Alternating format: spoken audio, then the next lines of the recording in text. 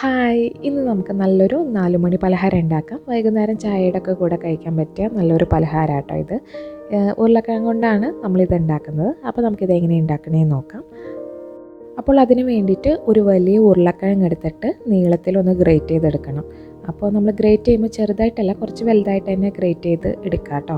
എന്നിട്ട് നമുക്ക് പച്ചവെള്ളത്തിൽ ഇത് 2-3 പ്രാവശ്യം നല്ല പോലെ ഒന്ന് കഴുകിയെടുക്കുക. അതിന് ശേഷം നമുക്ക് ഇതിൽ നിന്ന് എല്ലാ വെള്ളം ഇങ്ങനെ പിഴിഞ്ഞെടുക്കണം കേട്ടോ. ഇങ്ങനെ പിഴിഞ്ഞ് വെള്ളമൊക്കെ കളഞ്ഞതിന് ശേഷം നമുക്കിതൊരു വേറൊരു ബൗളിലേക്ക് ഇട്ട് കൊടുക്കാം. അപ്പോൾ നമ്മൾ എത്ര പിഴിഞ്ഞാലും അതിൽ നിന്ന് കുറച്ച് വെള്ളമൊക്കെ ഉണ്ടാവും. എന്നാലും നമുക്ക് മാക്സിമം പറ്റാവുന്ന പോലെ ആ വെള്ളമൊക്കെ പിഴിഞ്ഞ് കളയാം കേട്ടോ.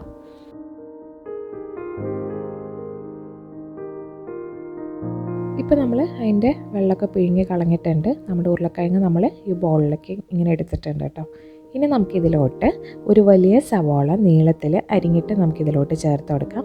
അതേപോലെ തന്നെ ഒരു ടീസ്പൂണോളം ഇഞ്ചി ചെറുതായിട്ട് കൊത്തി അരിഞ്ഞതും 2-3 പച്ചമുളക് ചെറുതായിട്ട് കൊത്തി അരിഞ്ഞതും ചേർത്ത് കൊടുക്കാം. നമ്മുടെ എരിവനുസരിച്ച് പച്ചമുളക് ചേർത്ത് കൊടുക്കാം കേട്ടോ. അതേപോലെ തന്നെ കുറച്ച് മല്ലിയിലയും ചെറുതായിട്ട് കൊത്തി അരിഞ്ഞതും കൂടെ ചേർത്ത് ആവശ്യത്തിന് ഉപ്പും കൂടെ ചേർത്തിട്ട് നമുക്കിതെല്ലാം കൂടി ഇട്ടിട്ട് നല്ല പോലെ ഒന്ന് കൈ കൊണ്ട് മിക്സ് ചെയ്തെടുക്കാം. അപ്പോൾ കൈ കൊണ്ട് മിക്സ് ചെയ്യുമ്പോൾ നല്ല പോലെ അമർത്തി തന്നെ നന്നായിട്ടൊന്ന് മിക്സ് ചെയ്യാം കേട്ടോ. എന്നിട്ട് ഈ സവാളയൊക്കെ നന്നായിട്ട് ഉടങ്ങി കിട്ടുന്ന ഒരു പരിവാവുന്ന വരെ നമുക്കിതേപോലെ ഒന്ന് കുഴച്ചെടുക്കാം.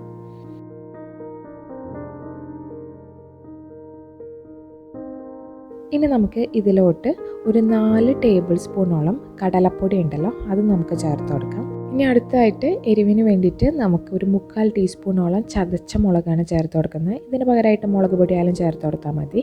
അതേപോലെ തന്നെ ഒരു 1/2 ടീസ്പൂണോളം ഗരം മസാല പൊടിയും കൂടെ ചേർത്ത് കൊടുക്കാം. എന്നിട്ട് നമുക്കിതെല്ലാം കൂടെ ജസ്റ്റ് ഒന്ന് മിക്സ് ചെയ്തെടുക്കാം കേട്ടോ.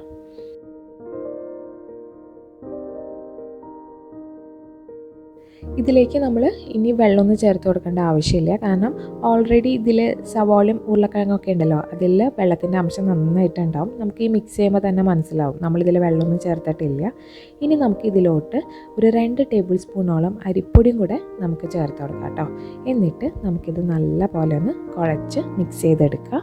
അപ്പോൾ നമുക്കിതിൽ ഒത്തിരി വെള്ളത്തിൻ്റെ അംശം ഉണ്ടെന്ന് തോന്നുകയാണെങ്കിൽ കടലപ്പൊടി കുറച്ചും കൂടെ ഒരിത്തിരി കൂടുതൽ ചേർത്ത് കൊടുത്താൽ മതി കേട്ടോ. ഈ ഒരു പരുവത്തിൽ വേണം എടുക്കാൻ വേണ്ടിയിട്ട്. ഒത്തിരി മാവിൻ്റെ ആവശ്യമില്ല കേട്ടോ. ഉരുളക്കിഴങ്ങും സവാളയും വേണം കൂടുതലായിട്ട് ഉണ്ടാവാൻ വേണ്ടിയിട്ട്. ഇനി നമുക്ക് നല്ല ചൂടായ എണ്ണയിലോട്ട് നമുക്ക് ഇതിൽ നിന്ന് കുറേശ്ശെ എടുത്തിട്ട് നമുക്കിതേപോലെ ഒന്ന് ഇട്ട് കൊടുക്കാം. ഇതിനങ്ങനെ പ്രത്യേക ഷേപ്പൊന്നും വേണ്ട കേട്ടോ. ചുമ്മാ കുറേശ്ശെ എടുത്തിട്ട് അങ്ങനെ ഇട്ട് കൊടുത്താൽ മതി. എന്നിട്ട് നല്ല പോലെ ഒരു മീഡിയം ഫ്ലെയിമിലിട്ടിട്ട് വേണം നമ്മളിതൊന്ന് ഫ്രൈ ചെയ്തെടുക്കാൻ വേണ്ടിയിട്ട്. അതായത് എല്ലാ സൈഡും നല്ല പോലെ ഒരേപോലെ ഒരു ഗോൾഡൻ ബ്രൗൺ കളറായി കിട്ടുന്ന വരെ വേണം നമ്മളിതൊന്ന് വറുത്തെടുക്കാൻ വേണ്ടിയിട്ട്.